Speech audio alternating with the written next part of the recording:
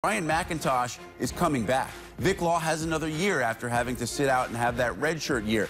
These guys are going to be, and Chris Collins has made a big point about this, that this is not the end goal for Northwestern. This is just what he believes the start for a program headed in the right direction. And some of the other guys that will be coming back, yes, everyone's going to talk about Bryant McIntosh. If he's not preseason first-team all-conference next year, I just don't know who is. Then you stop voting. Then you stop voting.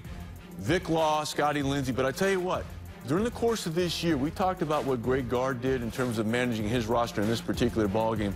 But what Chris Collins did when Derek Pardon went down, all right, in the non-conference season, you were kind of wondering how they were going to react. And the minutes that Barrett Benson got in his absence, I know you really like Benson. Boy, have they paid dividends, because this was a guy that no one was really quite sure. When he checked into the game at Butler, he's a completely different guy now. He checked into that game at Butler as you would expect from a freshman going on the road for his first major conference game on the road. He looked scared. He looked like a freshman. Not today. When Karnowski came out there, he said, bring it on. And I think those are the sorts of things, in addition to what they bring back tangibly, the experiences that these guys bring in terms of, hey, I belong at this level. You've seen enough individuals to say I belong. This is, as a unit, collectively feels that they belong. And the difference is going to be for Northwestern next year, you're not sneaking up on anybody.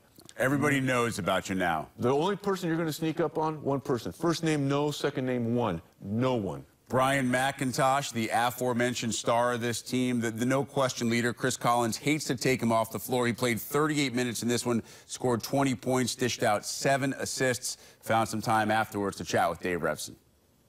McIntosh, 20 points, 7 assists for the Wildcats. Really tough loss. As you kind of digest what happened there in the final few minutes, what do you take from it? It's just upsetting that you know, we were playing great basketball and it has to come to an end. Can't thank our seniors enough for all they have done, the foundation they have laid, and you just don't want to see this end with our group.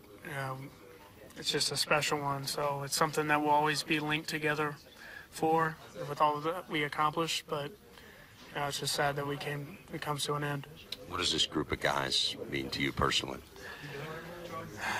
Yeah, I love every guy on this team, and it's something that this group will be connected for the rest of our lives, and we'll be remembered by probably everybody, the accomplishments, but it's the things behind the scenes, that the friendships and the bonds. Obviously, we have a lot of guys returning, but losing the 2 seniors is really going to hurt. Let's talk about the game a little bit. Really tough start. What do you think happened out of the gate? Yeah, I thought we played a little bit on our heels, maybe a little afraid. You know, they're a great team. They pose a lot of problems, and they got out in transition, and it hurt us. I thought in the second half we did a much better job in transition, but you can't dig yourself that big of a hole. Officiating was questioned by some of the fans. What was the view from the court? You know, there was some missed calls of goaltending. You know, I think the NCAA just issued a release saying that they missed a call. But, you know, I think it goes both ways. Just a tough way. I mean, they didn't cause us to lose the game, but, you know, we have to play better in that first half, and we don't leave it up to the officials. What does it say about this group that you came out and scored 51 points in the second half?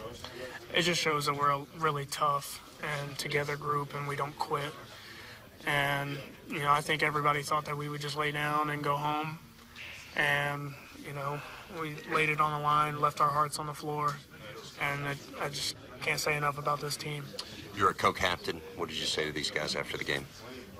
Just that we'll be connected for the rest of our lives. And, you know, we've really had a really incredible ride, and you know, it's unfortunate we had to come to an end here, but, you know, there's only one team that really comes home happy with tears of joy, and everybody else leaves with heartbreak. So it's part of it, but, you know, just showing that we love each other and, you know, we didn't quit. Well, Brian, congratulations on a great game, a great season as well, and we look forward to seeing you back on the court next year. Thank you. It's Brian McIntosh. Let's go back to Chicago. Gentlemen, thank you. You heard Dave and Bryant refer to the missed goaltending call. Well, the NCAA, almost immediately after this game, released a statement which read in part that Rule 9, Section 15, Article 2.A.3 states basket interference occurs when a player reaches through the basket from below and touches the ball before it enters the cylinder. Replays show the Gonzaga defender violated this rule, which should have resulted in a scored basket by Northwestern.